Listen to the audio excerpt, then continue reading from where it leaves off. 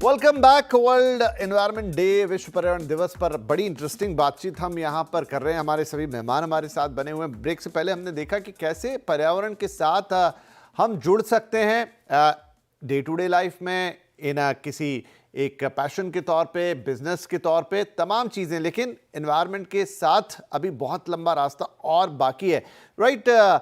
अंकित, ये बताइए कि जो आप काम कर रहे हैं, या फॉर एग्जांपल लक्षिता जो काम कर रही है, इवन गिरीश जी भी, क्या सरकार की तरफ से, मान लीजिए आपने जैसे इको फ्रेंडली स्टोर्स बनाए, उन्होंने रिसाइकलिंग की, कोई योजनाएं हैं जिसमें आपको इंसेंटिवाइज किया जाता है, कुछ आपको प्रोत्साहन मिलता है, कुछ इस तरह की चीजें हैं, या ये आप अपने से ही कर रहे हैं? तो विपिन, सरकार की तरफ से कई ऐसी योजनाएं हैं जो कि पारंपरिक ऊर्जा को अक्षय ऊर्जा की तरफ प्रोत्साहन दे रही हैं बढ़ने के लिए।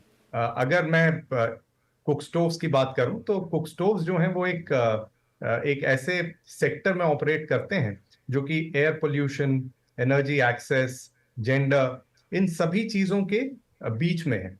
और इस वजह से पब्लिक पॉलिसी जो इसको डायरेक्टली इम्पैक्ट करती है उसे बनाना थोड़ा सा मुश्किल है। उसी तरीके से बाकी कई सारी चीजें, जैसे जिन चीजों में लक्षिता काम कर रही हैं या गिरीश जी भी काम कर रहे हैं, वो कई ऐसी चीजों के मेले में आती हैं जहां पे कि डायरेक्ट पॉलिसी जो इन सब चीजों को मदद करे बनाना मुश्किल है। लेकिन मैं ये जरूर कहना चाहूंगा कि सरकार की तरफ से ऐसी कई पहल हैं जो कि निवेश को या एम्प्लॉयमेंट को बढ़ाने में इन सभी सेक्टर्स में बढ़ावा दे रही हैं।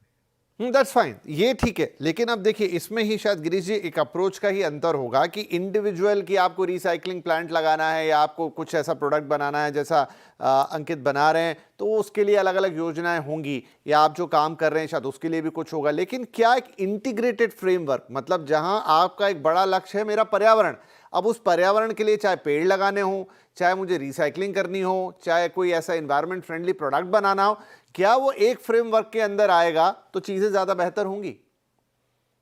शायद एक फ्रेमवर्क में इतनी डाइवर्स चीजें आना शायद डिफिकल्ट होगा। क्योंकि जैसे ये कमर्शियल बिजनेस है, वो अलग अलग चीज की अलग अलग चीज कर रहे हैं। एक फ्रेमवर्क में शायद डिफिकल्ट होगा। लेकिन फॉर एग्जांपल अभी हमारे रिफॉरेस्टेशन की बात करें, सरकार की कई सारी स्कीम है फार्मर्स के लिए या गरीब लोगों के लिए, जिसकी अपनी जगह है और जरूरी है वो। उसी तरह से रिफॉरेस्टेशन ये बहुत इंपॉर्टेंट चीज है।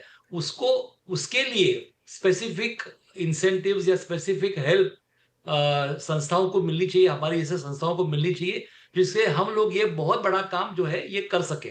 This is important. Separate specific चीज चाहिए होगा इसके लिए, आई थिंक।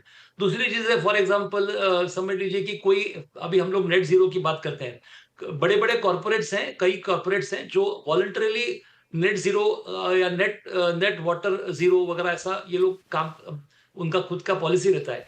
इसी तरह की एक कंपलसरी होना चाहिए कि above certain size, all companies above certain size should be doing net zero for all. मतलब whether it is pollution, whether it is recycling बोलिए आप, या पानी के लिए बोलिए, या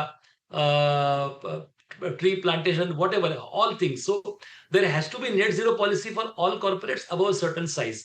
आई मीन देयर आर ऐसे इस टाइप के कुछ सोचना पड़ेगा, कुछ चीजें सोचनी पड़ेगी।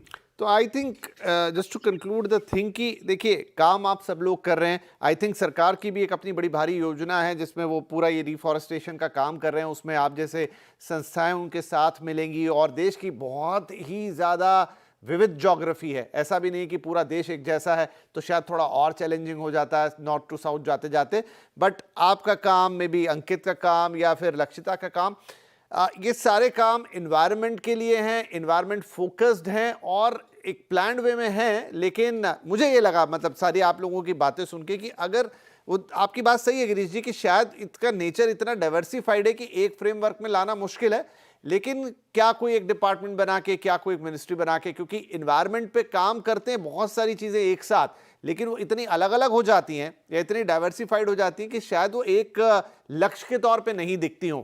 आई होप आप लोग ज़्यादा इस पे बेहतर समझते हैं। आज के इस कार्यक्रम का हमारा लक्ष्य ये था कि हम ये बताएं दर्शकों को कि देखिए कितना काम हो रहा है ज़मीन के ऊपर, किस तरीके का काम हो रहा है। जब ये सारी चीज़ें लोग सुनेंगे, जानेंगे, तो शायद वो अपने लेवल पर, जैसा अंकिता ने कहा कि ग्लास एक छोटा सा पेपर कप ही है, आप एक बार उसे पी के फेंक देते हैं, फिर वो आगे उसकी रिसाइकलिंग कैसे हो रही है, क्या हो रही है, घर का कोई बड़ा लैपटॉप या टीवी भी हो, हर तरह का गैजेट हो, आपको एक कॉन्शियसनेस तो आएगी कि ये मेरे एनवायरनमेंट के लिए कितना मैटर करता है। तो आप अपने लेवल पे रोल प्ले करेंगे। साथ में कोई बिजनेस अपॉर्चुनिटी है तो बहुत सारे लोग उसकी तरफ देख सकते हैं कि चलो मैं भी ये काम करके देखूं, क्योंकि वक्त की डिमांड है। और जैसा गिरीश जी कर रहे हैं, शायद और भी संस्थाएं हैं जो कर रही होंगी सरकार के साथ मिलकर या ऑल अलोन, लेकिन सबका कलेक्टिव एफर्ट ही है जो मैटर करेगा।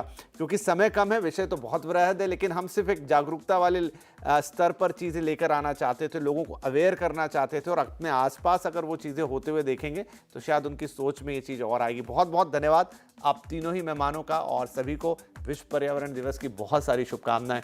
धन्यवाद।